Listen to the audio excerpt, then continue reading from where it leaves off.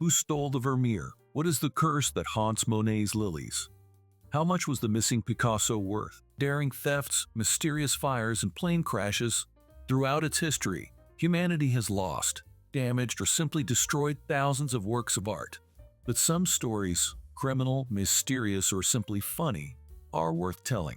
So, 5 lost works of art. Number 5. Jan Vermeer. The concert. In 1990, the largest theft in United States history was committed. On the morning of March 18, 2 thieves dressed in police uniforms made their way into the Isabella Stewart Gardner Museum in Boston. Having tied up the guards, they spent 81 minutes in the museum, slowly moving from room to room and meticulously selecting works of art, none of which were connected to the alarm, which they, of course, knew in advance. As a result, the cunning thieves managed to take away as many as 13 paintings, including Jan Vermeer's concert. Jan Vermeer, along with Rembrandt, is considered one of the most outstanding artists of the golden age of Dutch painting. The artist always worked very thoughtfully, almost like these thieves, so he created only 36 paintings in his life. Each of his paintings is worth its weight in gold. What's more, its weight in several tons of gold. The stolen concert is estimated at a minimum of $250 million, and the entire theft at $1 billion. Reward of $5 million was immediately announced for the paintings, but the canvases seem to have vanished into thin air.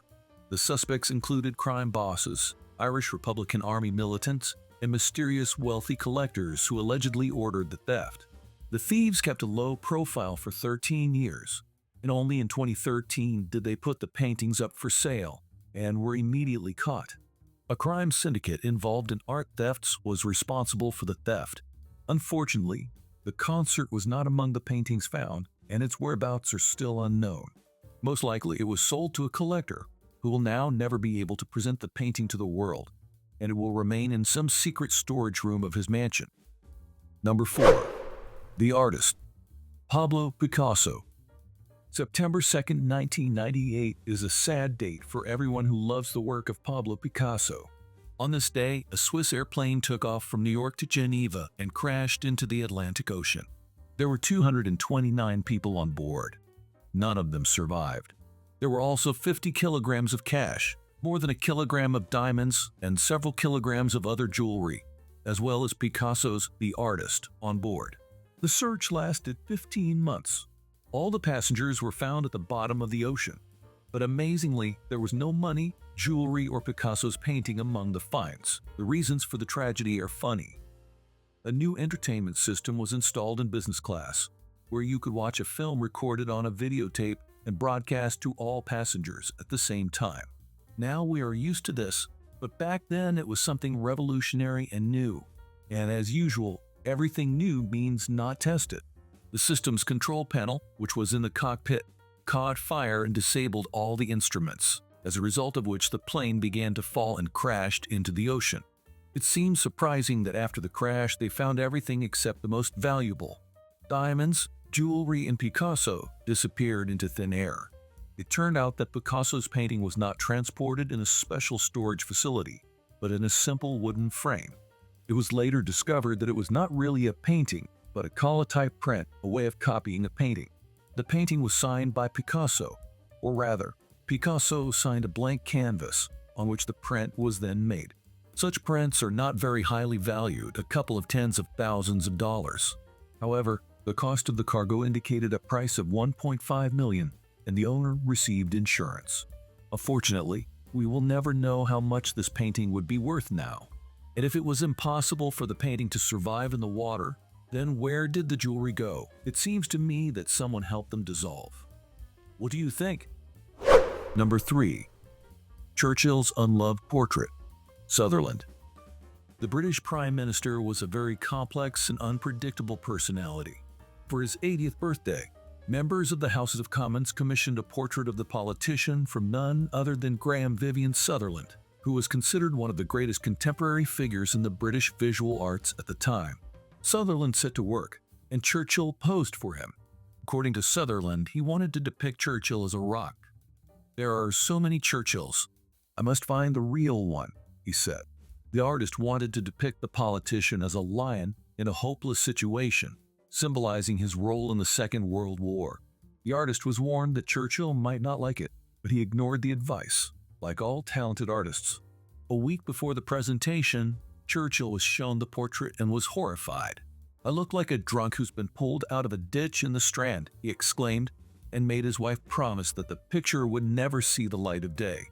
The portrait was too honest, not ceremonial. It showed the shaft of a tired old man who took upon himself the fate of the country. But Churchill did not want to be an ordinary man.